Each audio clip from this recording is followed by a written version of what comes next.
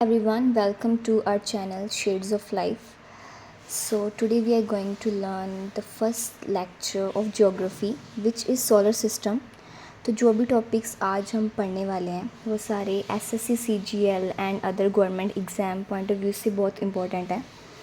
सो चलिए आज का लेक्चर स्टार्ट करते हैं.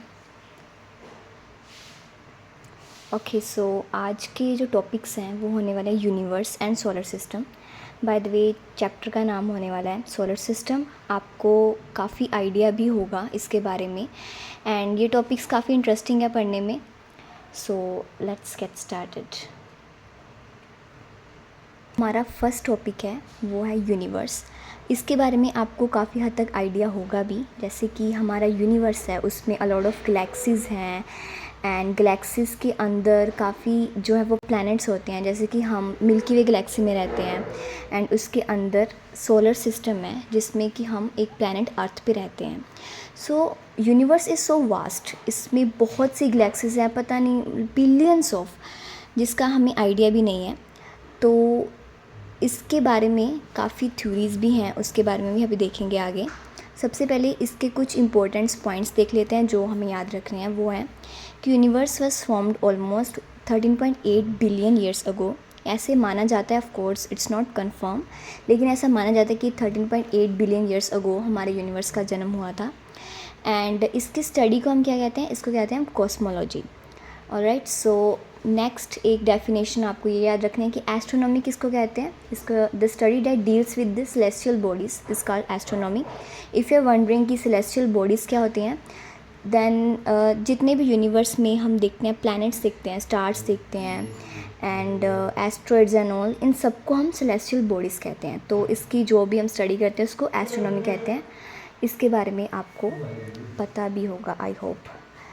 ऑलराइट, सो नेक्स्ट है theories about origin of universe.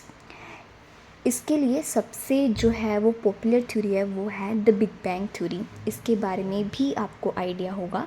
ज़्यादातर हम जो टॉपिक जो पढ़ने जा रहे हैं उनके बारे में आपको काफ़ी हद तक पता होगा, लेकिन जस्ट कुछ नेम्स हैं, कुछ डेट्स हैं जिसको हमें याद रखना है. सो इसकी डेफिनेशन क्या है. It is a scientific explanation that the universe began as a tiny dense point and rapidly expand about 13.8 billion years ago. तो इसको मैं आपको डायग्राम की हेल्प से समझाती हूँ, देन अच्छे से समझ में आएगा. सो बिग बैंग थ्योरी के अकॉर्डिंग सबसे पहले एक पार्टिकल था, एक छोटा सा पार्टिकल था जो कि बहुत डेंस था.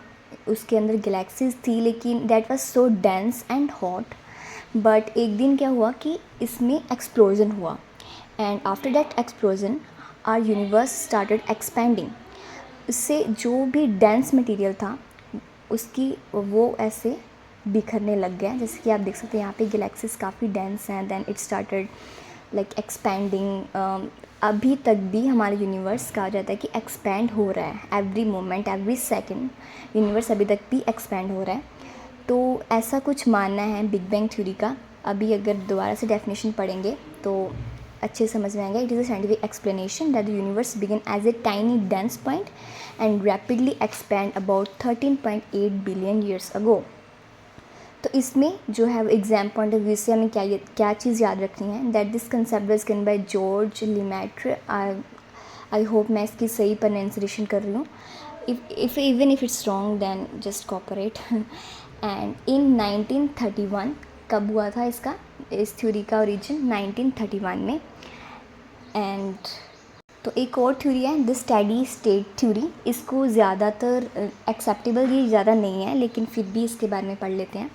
The steady state theory poses that the universe is expanding but maintains a constant average density through the continuous creation of matter, ensuring its appearance remains unchanged over time. तो इसके बारे में कुछ ज़्यादा समझने की ज़रूरत नहीं है, लेकिन even if I give you an overview तो ये ऑलमोस्ट सेम है बिग बैंग थ्योरी से. बस डिफरेंस ये है कि इसके अकॉर्डिंग जो डेंसिटी है वो कांस्टेंट रहती है. जैसे कि बिग बैंग ने कहा कि हाँ ये तो लाइक एक्सपैंड कर रहा है एंड डेंसिटी कम होती जा रही है आगे से आगे, बट इसके अकॉर्डिंग जो है वो डेंसिटी है वो कांस्टेंट रह रही है. जस्ट यही चेंज है, ज़्यादा कुछ है नहीं. And this concept was given by Fred Hoyle. Okay, तो ये था हमारे यूनिवर्स के बारे में। अभी हम आते हैं गैलेक्सी पे। तो universe consist of a lot of galaxies and I hope आपको इसके बारे में पता होगा कि हम रहते हैं मिल्की वे गैलेक्सी में। ये है हमारी Milky Way galaxy. So it's like a spiral in shape as you can see in the picture. And Milky Way galaxy में आप जितने भी ये छोटे छोटे ये जो वाइट वाइट स्पॉट्स देख रहे हैं, they are like sun and all, मतलब सन नहीं कह सकते, सॉरी, दे आर स्टार्स। तो they are a lot of stars. हम बहुत ही एक मतलब हम यूनिवर्स के मुकाबले बहुत ही छोटे हैं, बहुत ही टाइनी है। एंड ये गैलेक्सी बहुत बड़ी है। इसमें हम एक ऐसा छोटा सा एरिया है जिसको कहते हैं ओरियन स्पर, एंड उसके अंदर है हमारा solar system. Like it's so small as compare to the universe and Milky Way. तो इसके अंदर ही हम कहीं रहते हैं, जो है हमारा सोलर सिस्टम। तो इसके बारे में जो आपको चीज़ याद रखनी है वो है कि Andromeda galaxy is the nearest galaxies to us. Like ये क्वेश्चन पूछ सकते हैं कि मिल्की वे गैलेक्सी से सबसे ज़्यादा नियरेस्ट गैलेक्सी कौन सी है, तो वो है एंड्रोमेडा गैलेक्सी। ओके, अभी हम आते हैं सोलर सिस्टम पे। तो solar system consist of a sun and 8 planets, जो है Mercury, Venus, Earth, Mars, Jupiter, Saturn, Uranus and Neptune. तो ऐसा कुछ हमारा सोलर सिस्टम है, ये सन है एंड इसके अराउंड हमारे प्लैनेट्स जो है वो रिवॉल्व कर रहे हैं। It's so basic. So it was form almost 4.8 billion years ago. Like of course ये मानना ही है कि हमारा जो सोलर सिस्टम है वो 4.8 बिलियन ईयर्स अगो बना था। एंड इसकी थ्योरीज़ के बारे में देखते हैं। तो इसका एक थ्योरी है नेबुलर हाइपोथेसिस। तो इसके बारे में थोड़ा सा मैं एक्सप्लेन कर देती हूँ। तो अकॉर्डिंग टू डैट, एक नेबुला था। Nebula is like a cloud made up of dust and gas. तो एक दिन उसमें एक्सप्लोजन हुआ and then it started like rotating like so, ऐसे डिस्क की तरह इसमें जो है वो पार्टिकल्स जो है वो एक डिस्क की तरह इसमें पार्टिकल्स ऐसे घूमने स्टार्ट हो गए। इसके सेंटर में जो है वो डेंसिटी ज़्यादा इंक्रीज़ होने लग गई, जहाँ और इस जगह पे हमारा सन का ओरिजिन हुआ। एंड जो ये साइड पे आप देख रहे हो, ये ऐसे डिस्क की तरह जो रोटेट हो रहे हैं, ये हमारे धीरे धीरे बनते गए प्लैनेट्स। जैसे जैसे वो जो सारे लाइक आप कह सकते हैं डस्ट एंड पार्टिकल्स इकट्ठे होते गए, then they started forming our planets. And फिर जो है वो ऐसे हमारा सोलर सिस्टम का ओरिजिन हुआ and this planets started revolving around the sun like so. तो it's all due to the gravitation of sun, जो कि हमारे प्लैनेट्स ऐसे रिवॉल्व होने स्टार्ट हो गए।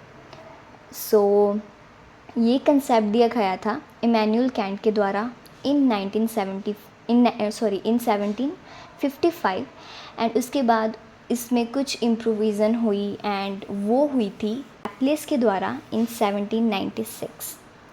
That's all about nebular hypothesis. एक और जो है वो लाइक थ्योरी है जिसको कहते हैं प्लैनेटेसिमल हाइपोथेसिस। तो ये ज़्यादा लाइक एक्सेप्टेबल नहीं है, लेकिन जस्ट हमने याद रखना है कि ये कंसेप्ट दिया गया था कैम्बेडियन एंड मोल्टन के द्वारा इन 1905। बस ये कुछ डेट्स हैं जिसको कि आपने नोट कर लेना है, किसने ये थ्योरी बनाई थी। बाकी थ्योरी तो ऑफ कोर्स नहीं पूछेंगे, जस्ट आपको डेट्स एंड उनके नाम जो है वो याद कर लेने हैं। So that's all about today's lecture. I hope you like it. Thank you so much for watching and we'll be back soon in the next video.